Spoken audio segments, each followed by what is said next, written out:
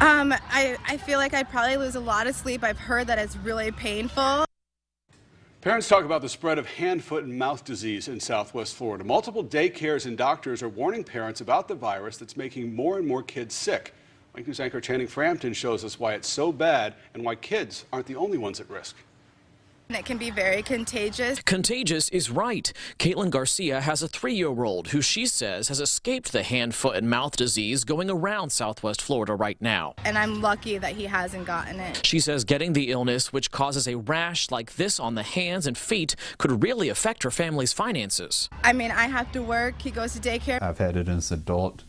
It's miserable. Dr. David Butler is a pediatrician in Fort Myers who says the number of cases usually ramps up this time of year, but not just with kids. We've actually had several Major League Baseball players out because of hand, foot, and mouth. And he says there's really only one way to prevent it, by washing your hands. But for some people who are affected by this disease, that's easier said than done.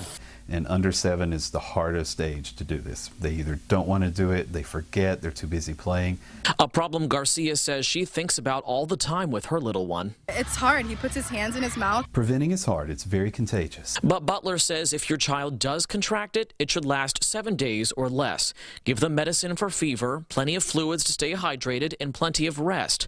I honestly don't know anything that I could do differently than just making sure he doesn't touch things. As the virus continues working its way through daycares and classrooms. In Fort Myers, Channing Frampton, Wink News Now. Dr. Butler says if your child isn't acting normally, if they're confused, lethargic, and they don't want to get up and go play, you should take them to the doctor right away.